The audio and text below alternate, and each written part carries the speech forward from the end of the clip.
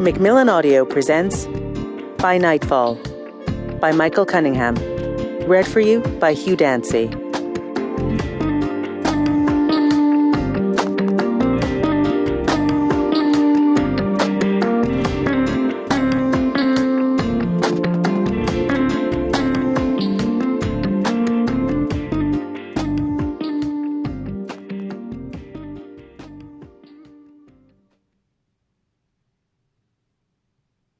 Beauty is nothing but the beginning of terror. Rainer Maria Rilke. A party. The mistake is coming to stay for a while. Are you mad about Mizzy? Rebecca says. Of course not, Peter answers. One of the inscrutable old horses that pull tourist carriages has been hit by a car somewhere up on Broadway, which has stopped traffic all the way down to the Port Authority, which is making Peter and Rebecca late. Maybe it's time to start calling him Ethan, Rebecca says. I'll bet nobody calls him Mizzy anymore but us.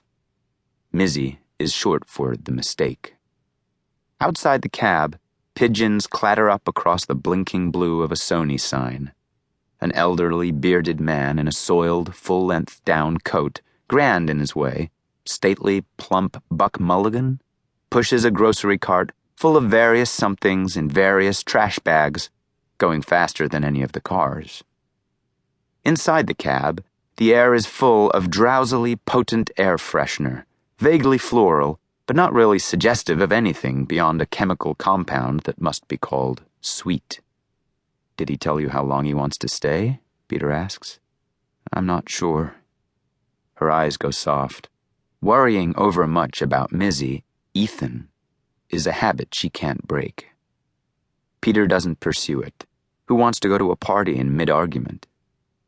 He has a queasy stomach and a song looping through his head.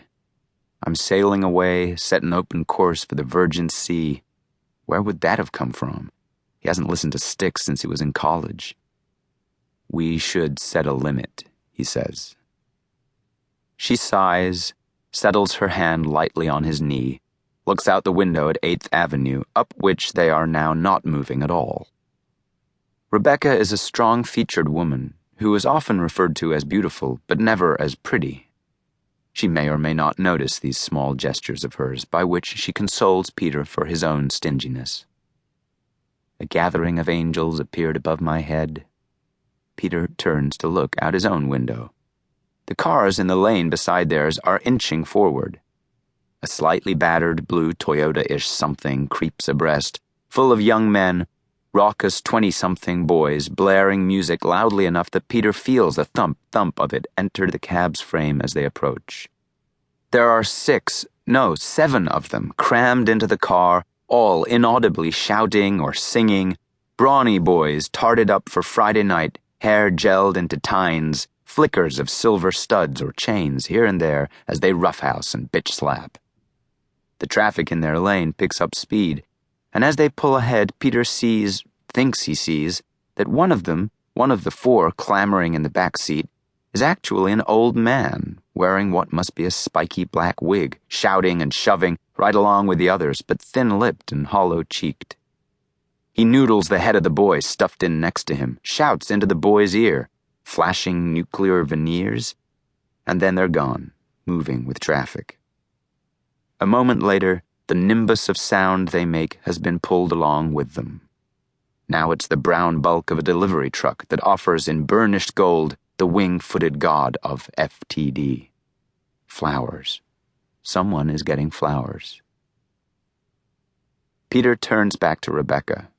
An old man in young guy drag is something to have observed together. It's not really a story to tell her, is it? Besides, aren't they in the middle of some kind of edgy pre-argument? In a long marriage, you learn to identify a multitude of different atmospheres and weathers. Rebecca has felt his attention re-enter the cab.